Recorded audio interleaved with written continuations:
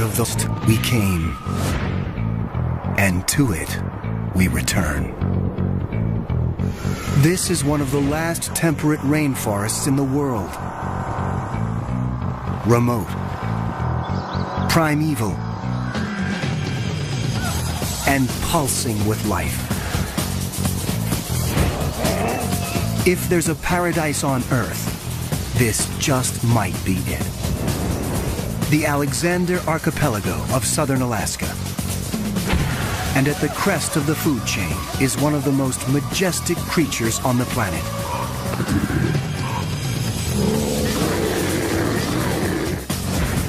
This is the biggest, most magnificent predator on the block.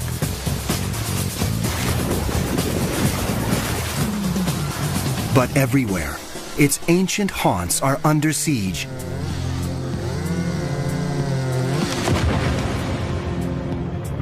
As the modern world closes in, this could be the great brown bear's last stronghold. To protect this extraordinary species, researchers have to learn more about its secret life deep within the forest, and quickly.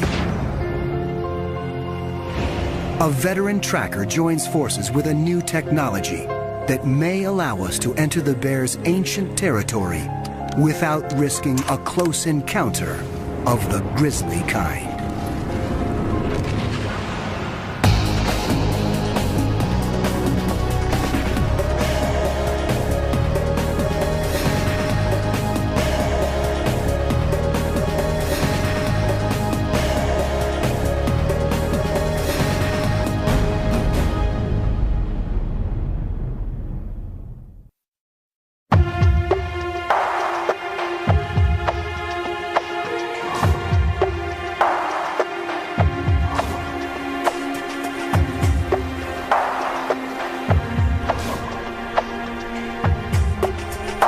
The Alexander Archipelago.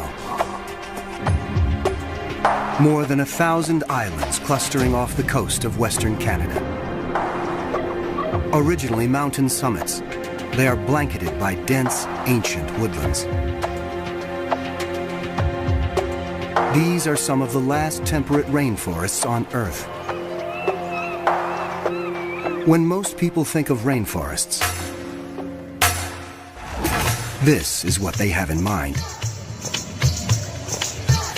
Lush, wet, warm, a steaming jungle. This is the tropical rainforest. Young, leafy trees, a huge variety of wildlife.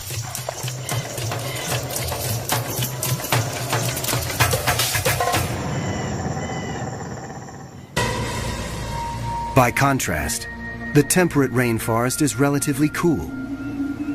It grows in coastal areas, and its trees are mainly spruce and hemlock, often between 500 and 1,000 years old. It is less diverse than the tropical rainforest, but no less imposing. It is a place where land and sea come together to form a whole greater than the sum of its parts.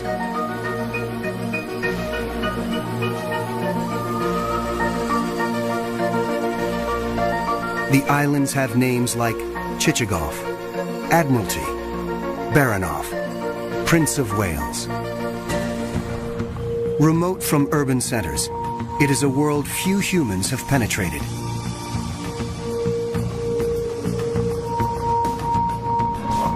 As a result, this vibrant ecosystem is a kind of heaven on Earth.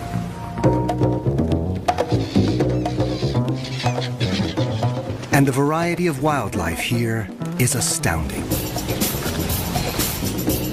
The pristine rivers are alive with countless fish.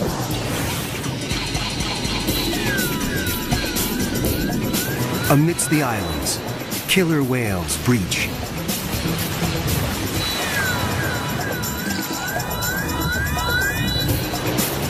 And humpbacks plunge.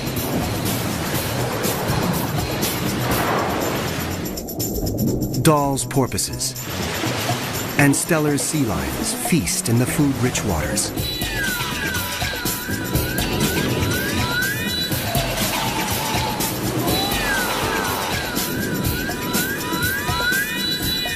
Sitka black-tailed deer make their home in these woodlands, always alert for natural enemies.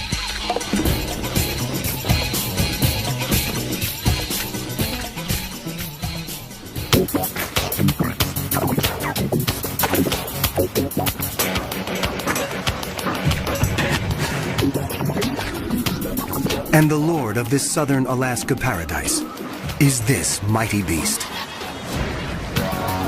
You may know this bear as the grizzly.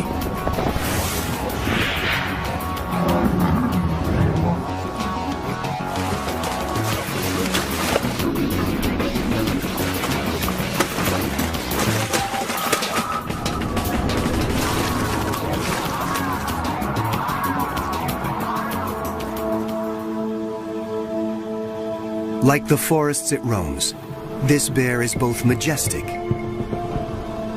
and mysterious. In North America, brown bears are often called grizzlies, though biologists reserve the term grizzly for inland brown bears and use brown for bears that live on the coast. Genetically, the two are identical. Whatever this bear is called, it is not a bear to be taken lightly. It can weigh more than half a ton and yet reach speeds of almost 40 miles per hour. The brown bear is arguably the world's largest land carnivore. You might think that honor goes to its cousin, the polar bear, but many scientists classify the polar bear as a marine mammal because it spends most of its life in the ocean or on sea ice. On land, the grizzly is king. It can rise up to 9 feet in height.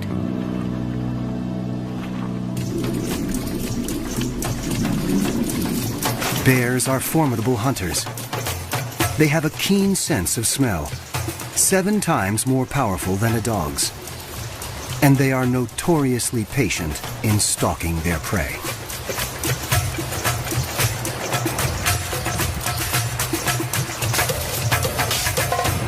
But the grizzly is also a fiercely private animal and usually avoids the company even of its own species.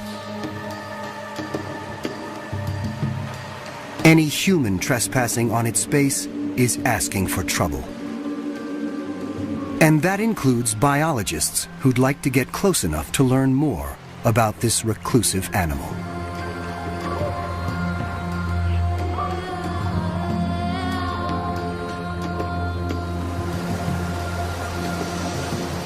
In the rainforest, the brown bear rules. It has no natural predators. And yet, worldwide, its numbers have been in decline for the last 100 years.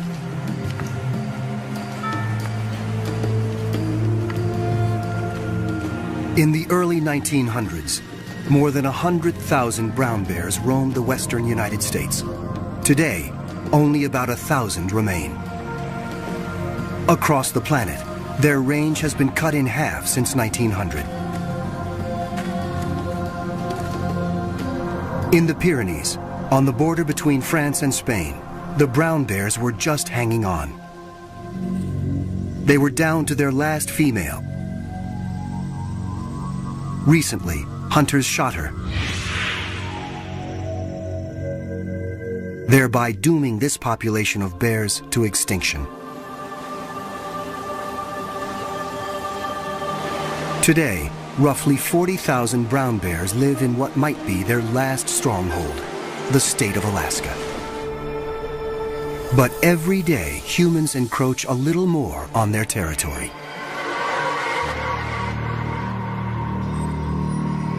And once again, as in the ancient story, it's man who has brought trouble to paradise.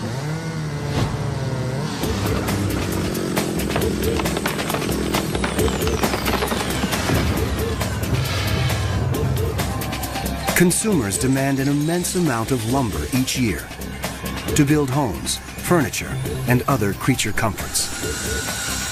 The inevitable result, forest clear-cutting and the roads built to carry out the trees.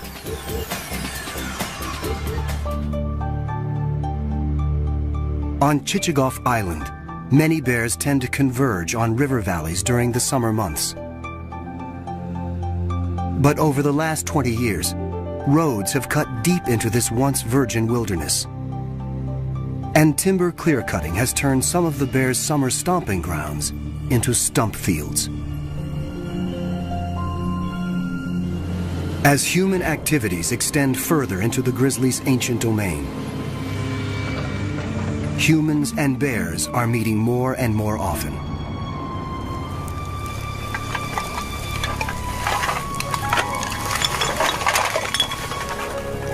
It is a recipe for disaster, for bears, and sometimes for people. This massive predator can be extremely dangerous when suddenly confronted by a human on its turf.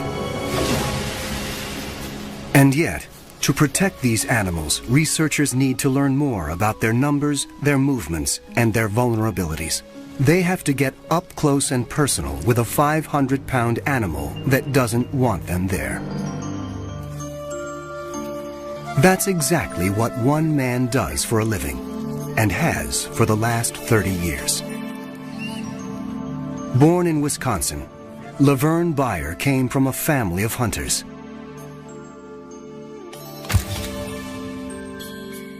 He arrived in southeast Alaska in 1970 and fell in love with the wilderness.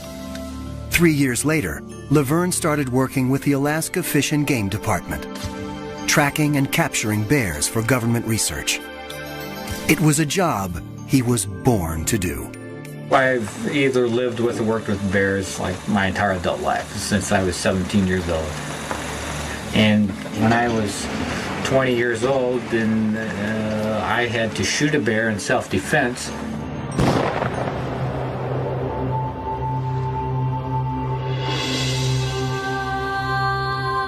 And once you have to shoot a bear in self-defense, that's kind of one of the events in your life you don't forget.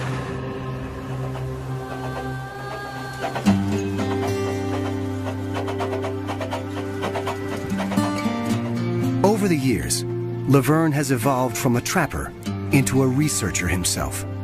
Largely self-taught, he works on the cutting edge of bear research technology here in southeast Alaska.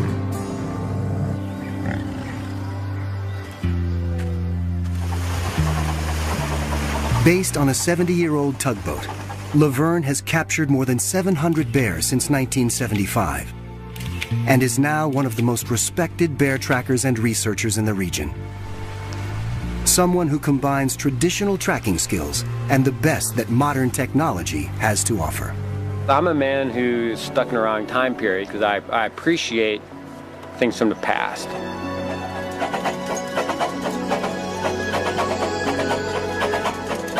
I definitely appreciate technology, and I guess it's somewhat like, too bad a person couldn't live in the past, but yet have some technology of the future.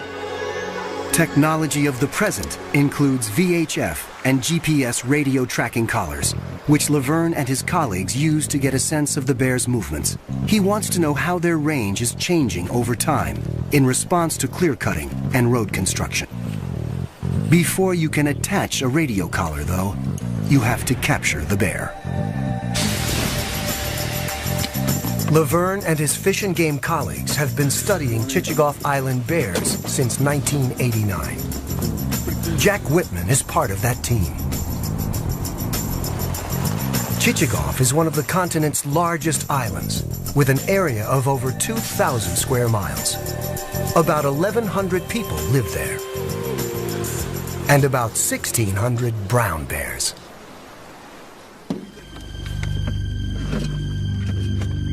As they prepare for their research expedition into the brown bear's domain, they're all too aware of how alert they have to be. We're trespassing in a pretty major way in places where brown bears live, where most people shouldn't go. It would be foolish, regardless, how one feels about bears, not to carry a weapon.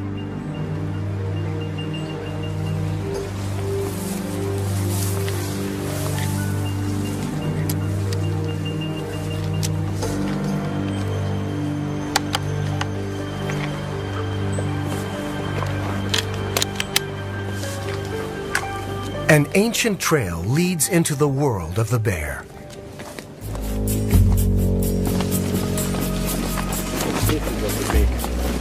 This is a bear trail, it's not a people trail. Yeah. No, there's no people come down here. Years of bear traffic have cut this path through the forest. The bears are out of sight, but their presence is everywhere. You can probably see bear hair still attached. Big knot of bear hair there. To learn where bears roam off the beaten path, Laverne and Jack want to deploy a radio collar.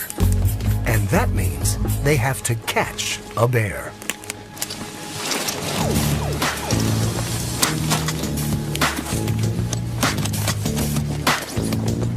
The art of snaring a bear without injuring it is a delicate one. In order to direct its path into the trap, you have to think like a bear thinks. You have to choreograph its movements. The bear has to hit a bullseye right here. Okay. We're trying to force that foot into that spot. Okay, so when he's walking down the trail here, he has hit that perfectly without touching the cable there. Plus you're trying to create his step for him too. This stuff here kind of leads him into this bullseye. If he steps on this, cable here a little bit, it's not going to catch him. The snare is set, but can it fool a bear? As the trackers make their way through the forest, their senses are on high alert for any sign of movement.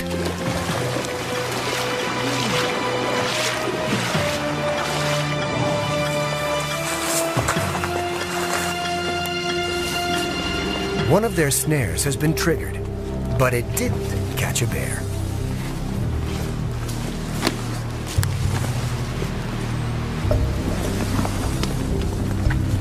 There's a clean miss too. Threw the cable way back there, and pulled it up. This here's been bumped a little, coming that way. It's going that way. Yeah, I think he stepped on this. Kind of looking at it. One thing is sure, there are bears close by. It's nice working down here where there's some targets out there. It's a target-rich environment. They try again and move on.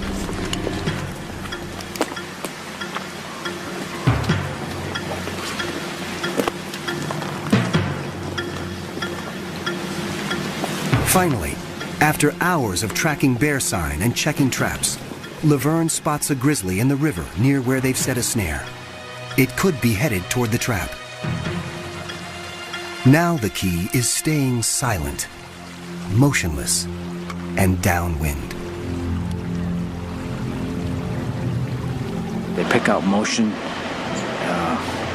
so you move slow, and deliberate, and if preferably you move when they're not looking at you.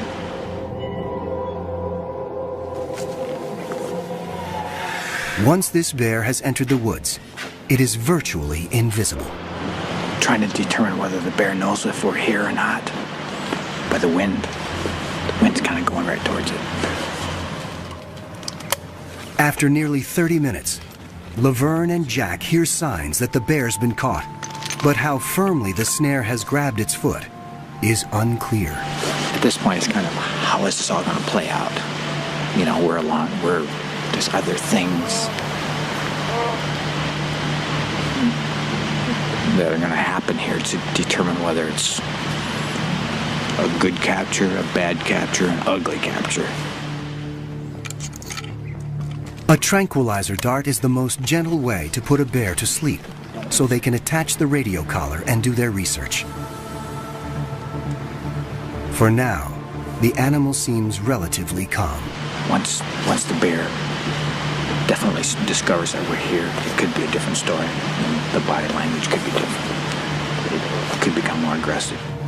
These woodsmen are skilled at keeping their bear encounters from turning violent. Still, they never enter the forest unarmed. Regardless of the size of the bear, they're capable of injuring and killing people. So it's just prudent to carry a weapon, and in hopes you don't have to use it. White eagle feather is good luck.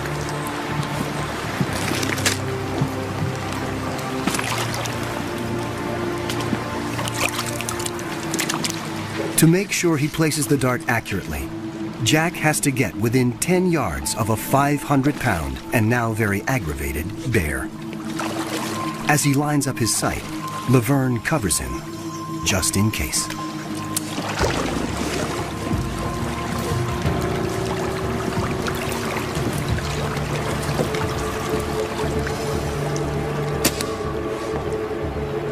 When the bear shifts its position, they can see just how tenuous the snare's grip is. A sudden jerk, and this angry bear could be on them in the blink of an eye.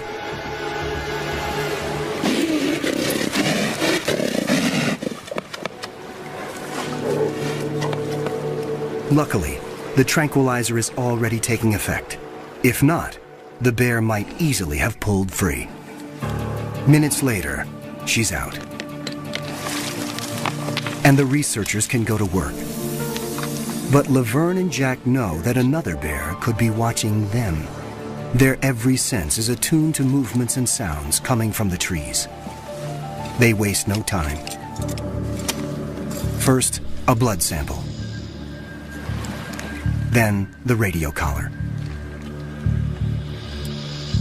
Radio tracking is an indispensable tool for assessing the movement patterns of a population of bears. Each collar has a unique frequency, so each bear has a unique frequency. It allows us to hear where she is.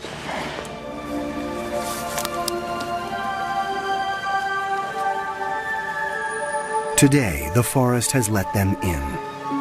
It remains to be seen if it will let them leave.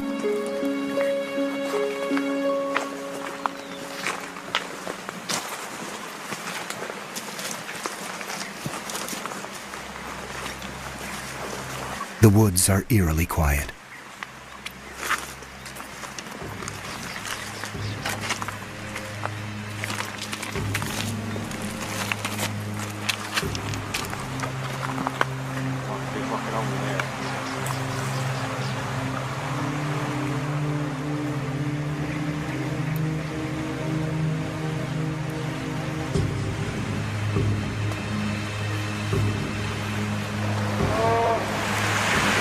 Yep, right there. I think I hear a growl.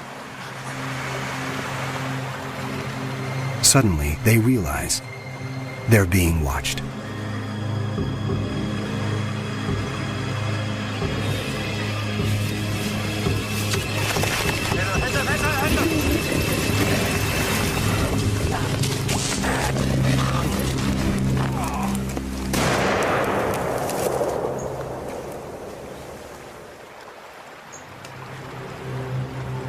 A bear attack.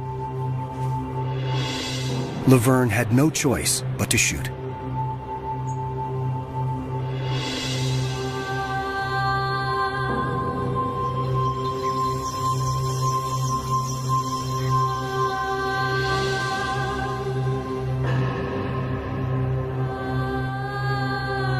A day that began so auspiciously has ended in heartbreak. The forest let Laverne live, this time, but also forced him to confront a grim reality. Sometimes this work exacts a terrible price.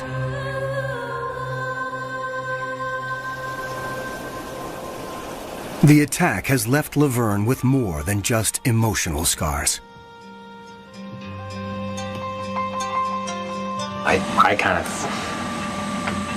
I feel responsible.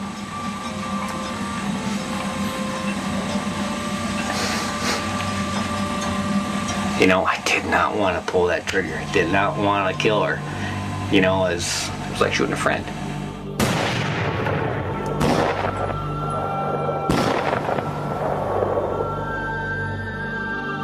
and felt, we're trying to help you. We're trying to help her, or help the species. She doesn't know that. I don't want to shoot you. Can't you understand that, we're not trying to hurt you?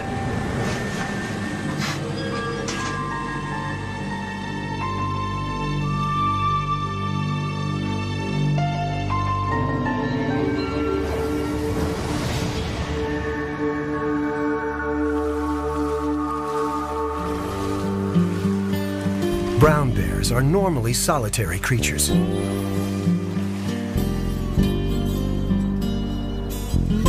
And most of their time is spent finding food and eating.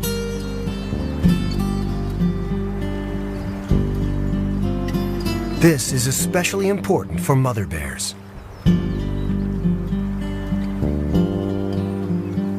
These twins were born during winter.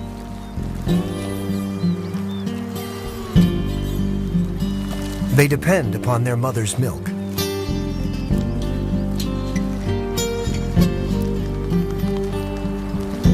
She must find enough food to sustain herself and her family.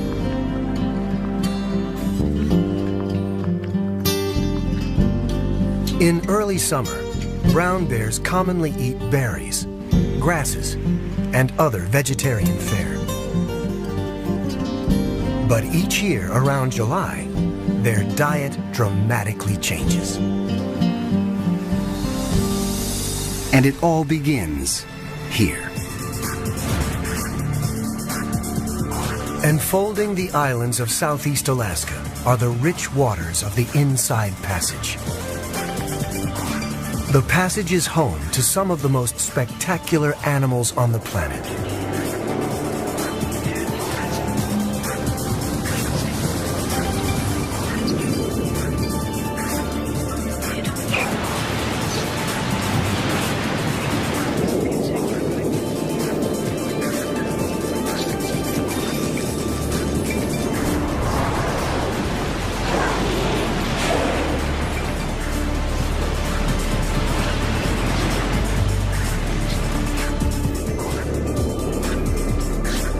The cold, nutrient-rich waters welling up from the Pacific depths nurture a flourishing food chain.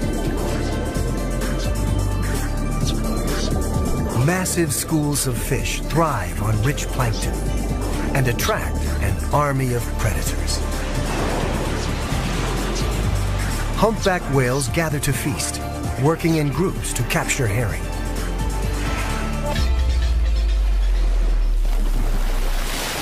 Dall's porpoises rely on speed to catch their prey. But sometimes they are not fast enough to escape this mighty hunter.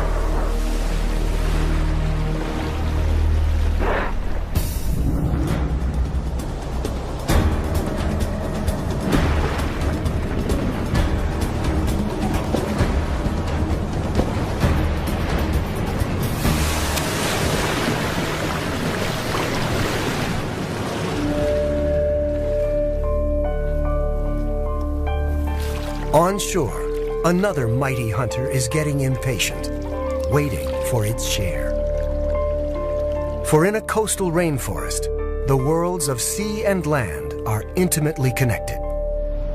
And the ocean's emissary to the rainforest is this remarkable pilgrim, the salmon.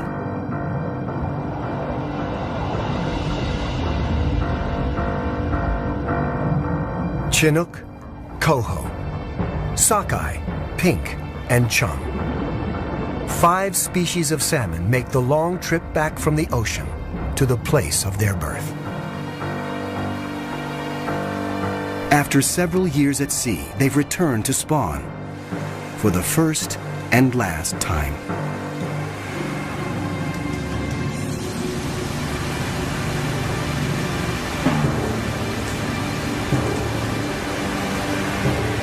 These weary travelers have overcome crushing odds to make it this far. Now, they're running on empty. But this is their only chance to breed. Doggedly, they push on. These sockeye have not eaten since leaving the sea, and they will never eat again. Starving, they begin to digest themselves from the outside in. Absorbing their silver scales, they expose skin, which turns scarlet and smooth. At the same time, the head turns green, and the male's snout takes a grotesque turn. Now, they're in full mating regalia. When they reach the spawning grounds, a female thrashes out a nest.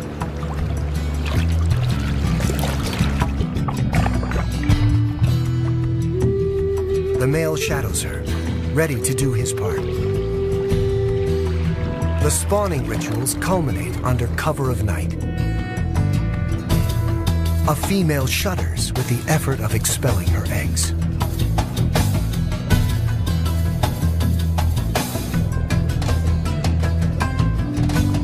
Her mate shudders in reply, fertilizing them with a smoky stream of milt.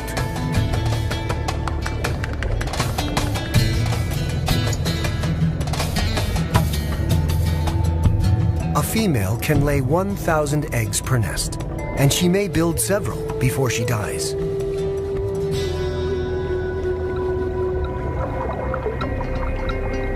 But it's only a few that make it this far.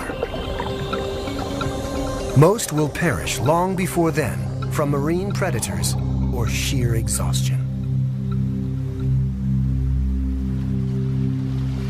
Or we'll have to run a gauntlet of hungry bears who have been waiting months for just this moment.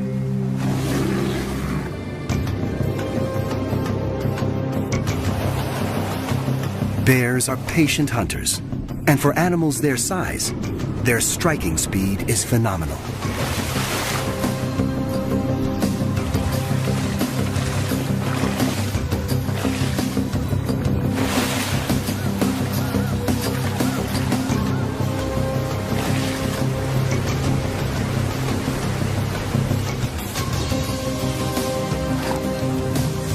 This is a time of feasting for leaner days ahead. Often the bears don't even bother with the salmon meat. They're after the fattier and more nutritious parts, the eggs, the brain, the skin. Recent studies suggest that the bears perform a vital service for the rainforest, transporting the nutrient-laden salmon from the river to the woods, where the fish decompose and fertilize the soil.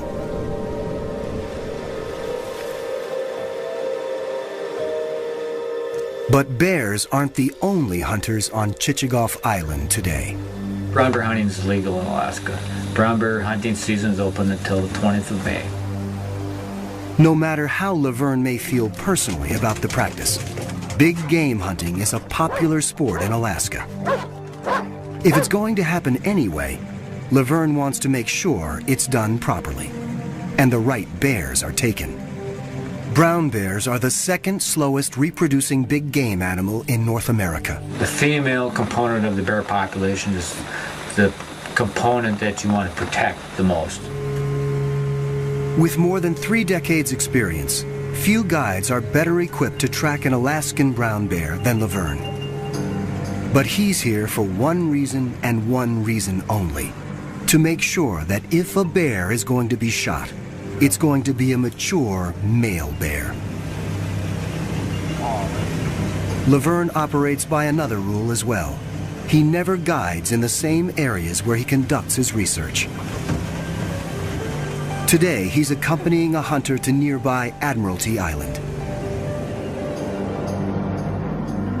We're looking for a male bear, which is a male bear. To identify a male bear has to be an 8-foot bear or larger, or like a 22.5-inch skull or larger. It's the body movement, body structure. That bear there has about a 20-inch skull. Which means it's likely a female and off limits.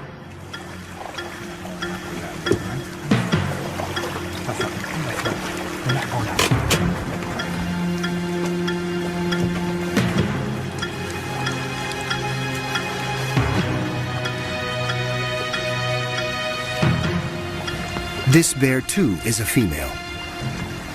The hunter may be frustrated, but Laverne won't allow a female to be shot.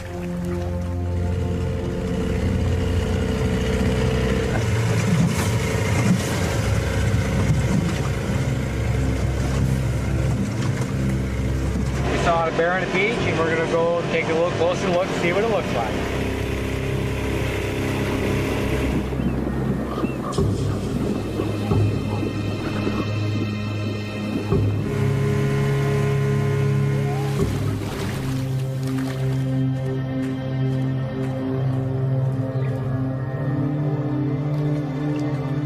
This is a large, old male. So Laverne gives the green light. The hunter lines up his scope. What an animal. My God. My God.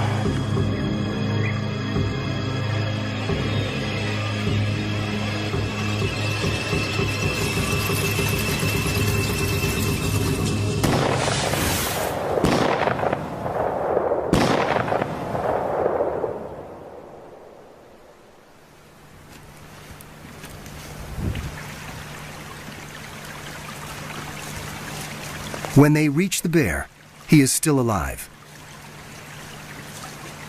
Laverne makes sure he is put out of his misery quickly. Get it over with.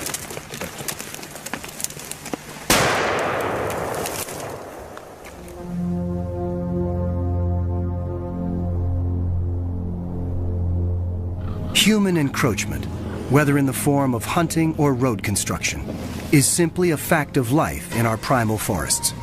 Bear advocates, like Laverne Beyer, have to learn as much as they can about the bears as soon as they can. In their ongoing attempts to penetrate the mysteries of Southeast Alaska's rainforest, investigators have used advanced technologies. The earliest high-tech tool was the radio tracking collar. GPS devices were a big step forward. They make use of dozens of orbiting satellites to calculate the precise location of a tagged animal, sometimes within 3 feet. But GPS only tells researchers where the animal is, not what it's doing. What they really needed was a way of getting a video and audio recorder into the deep forest, where it could show them natural behavior, the kind of behavior humans rarely see, because our very presence changes the way animals behave. Fortunately, just such a device exists. It's called CritterCam. CritterCam is the brainchild of marine biologist Greg Marshall. Its purpose is to show us the natural world from the animal's point of view. Over the last 15 years, CritterCam has gathered remarkable video, audio, and environmental data from a wide array of creatures. From great white sharks and blue whales, to emperor penguins and leatherback sea turtles. For the first time, we are able to see what the creature sees and enter its world without conditioning its natural behavior.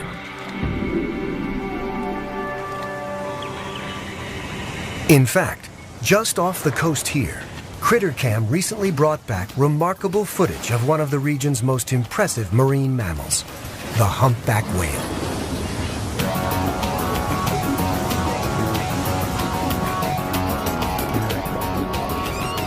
CritterCam revealed how humpbacks hunt together beneath the surface. Some whales herd the fish. One blows a ring of bubbles.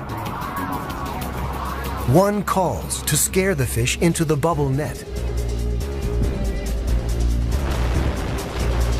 And then the entire group rises to engulf the hapless herring.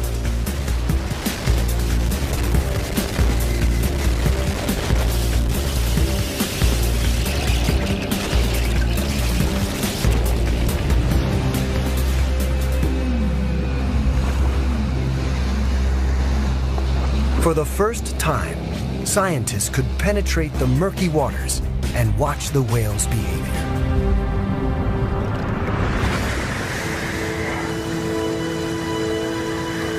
And this suggested another possible use for this technology, this time on a nearby land mammal.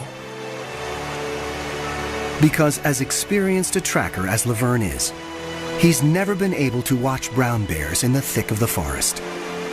The GPS has been used on wildlife here in the past few years. Well, the next step for scientists is critter cam technology, seeing visually the wildlife's viewpoint. After years of success using critter cam to study sea life, Marshall and his team have developed a critter cam for land animals. This terrestrial version presents challenges the underwater device never had to face. For one thing, since audio and video signals don't travel through water, all data is recorded to an onboard tape, which is automatically released after 6 hours. There's no transmission with marine critter cam, so interference isn't an issue. But a rainforest is something else entirely. It's an interference machine. So engineer Dave Rash and his colleagues have put in thousands of hours making sure terrestrial critter cam was up to the job. Every element of the device had to be tested and retested, and then retested again. But it will all be worth it if critter cam brings back information that can help researchers protect the species. Still, lab testing only gets you part way. The critter cam team needed to find out how it performed on a live animal before they got into the field with a wild grizzly. How you doing? This is Damascus, the grizzly bear. He's about a 5-year-old guy. Lay down, lay down. Be a good boy. Look at that thing. Look at that thing. What do you think of that?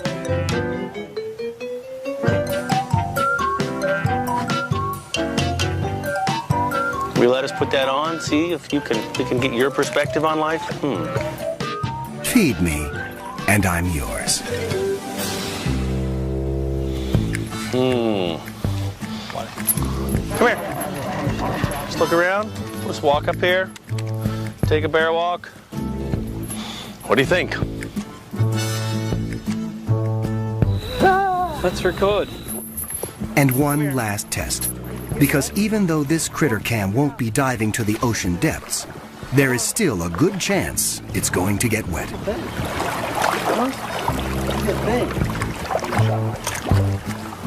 boy, huh? You want to swim a little? You want to see a little swimming? This is as far as Dave is going to get with a tame bear in controlled surroundings. It's time to head north.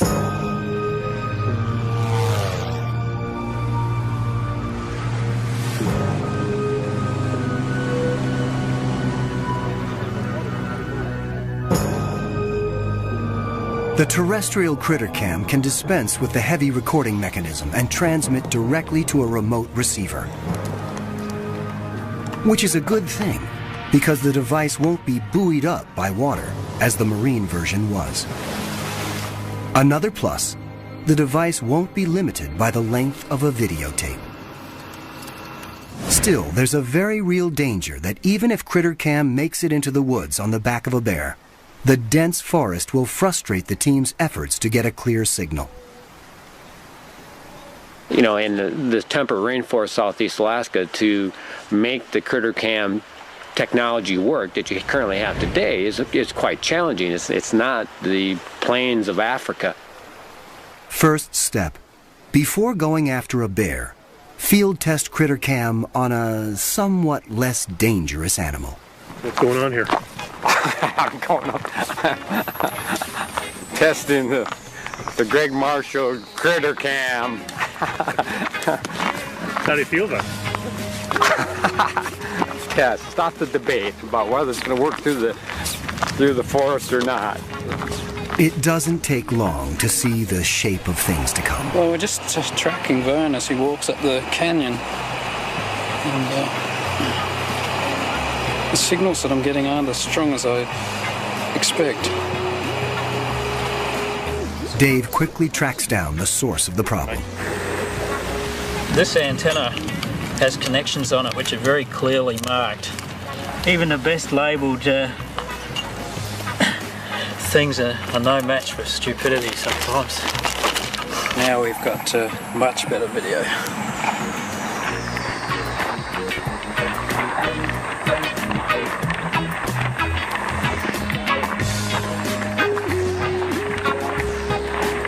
Check it out. Hey, there's somebody holding an antenna.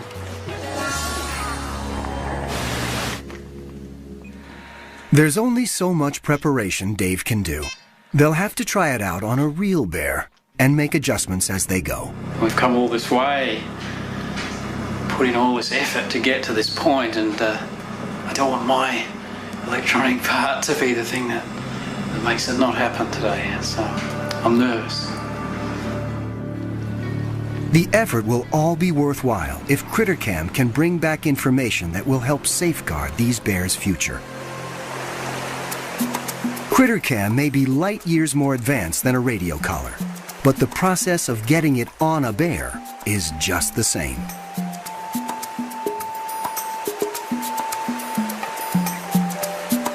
You carefully check various snare locations to see if a bear has been caught. The morning wears on, and only empty or sprung traps are found. Finally, a snare with a bear. It's a small bear, a juvenile, but it will do just as well as a large one for the lightweight CritterCam. Another bear could be nearby, so everyone keeps their eyes and ears open.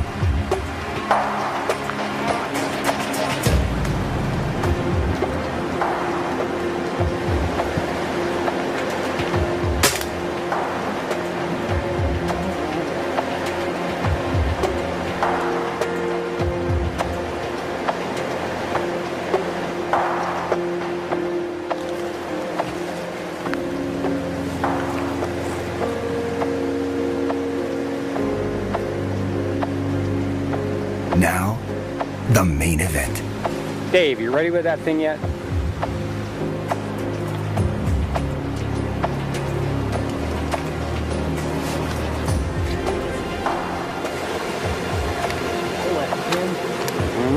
That can be locked in? What's that? She's on. Till you hit the button, huh? Can you push that little thing in there?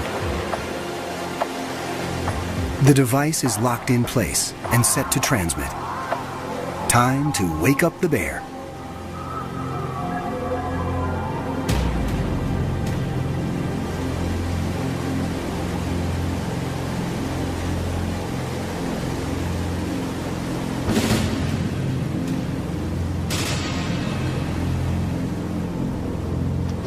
We've seen this shot many times before, but we've never seen anything quite like this. She doesn't seem to mind the CritterCam around her neck at all. The bear is groggy, but she knows enough to head straight into the woods. The system's working. She's right on the edge of the range, but the signals are really marginal. I think she's right over on the other hill. It might be better for us to move over there if we can. Now I guess the work begins as we track the animal and see where it goes. So we might have our night cut out for us.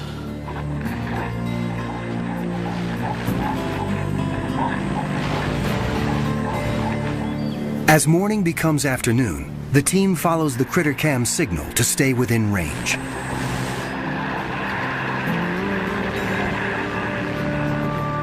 Dave continually monitors the system's performance in this difficult terrain. Suddenly, an animal known for its solitary nature shows its softer side. Right there. There's a bear with her. She's having a greeting right now. That might be Mom. This is a complete surprise. The critter-cammed bear is old enough that Laverne wouldn't have expected it to be spending any time with its mother.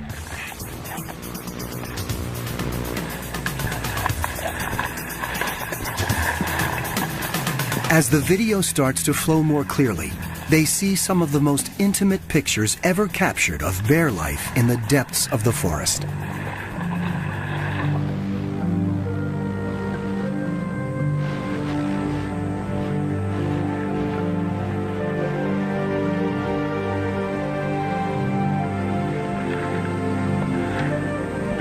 She builds a daybed and curls up for a nap. Say that was cool, the fact that she joined up with two of the bears. Did he actually just say cool? He did. Wow. He thought it was cool, and I think he smiled. When the bear wakes up, an excited Critter Cam team watches as she eats some Devil's Club berries, a staple of the brown bear diet. Oh, check it out, yeah.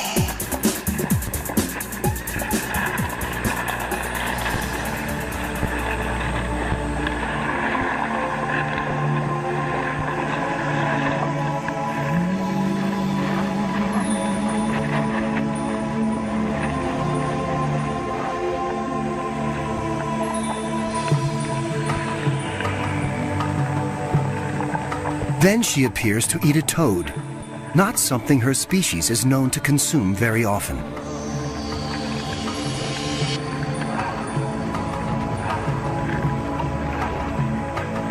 But berries and toads are just appetizers for a brown bear. Soon the bears head to the stream for the entree. And the young female is in the midst of it all.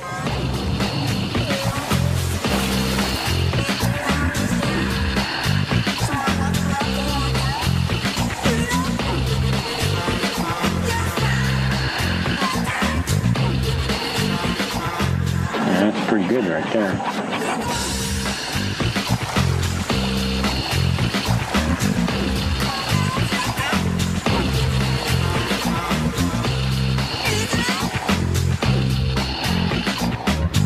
Laverne and the others are glued to the monitor.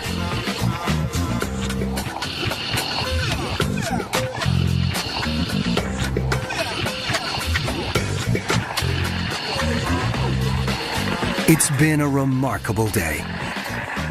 CritterCam has allowed Laverne and the others to walk with these bears without trampling their world. And what they are seeing bodes well for future research. Research that could tip the odds in favor of these amazing animals.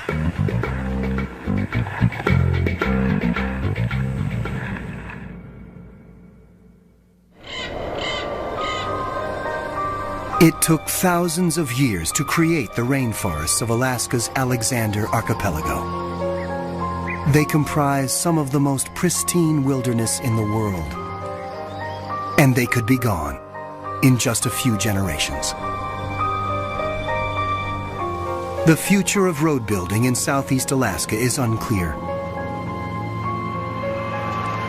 But what is clear is that more roads would mean more pressure on the bear's home territory. And more encounters between human and bear.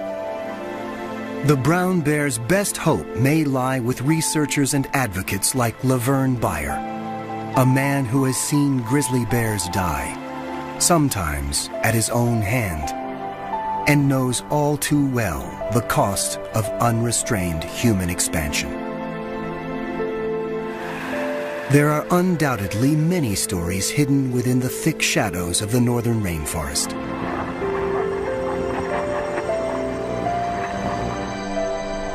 For now, though, it has surrendered only some of them.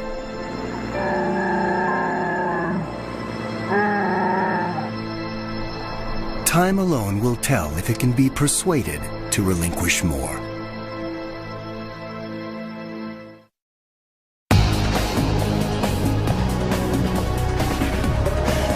To purchase Bear Island on DVD, call 1-800-PLAY-PBS.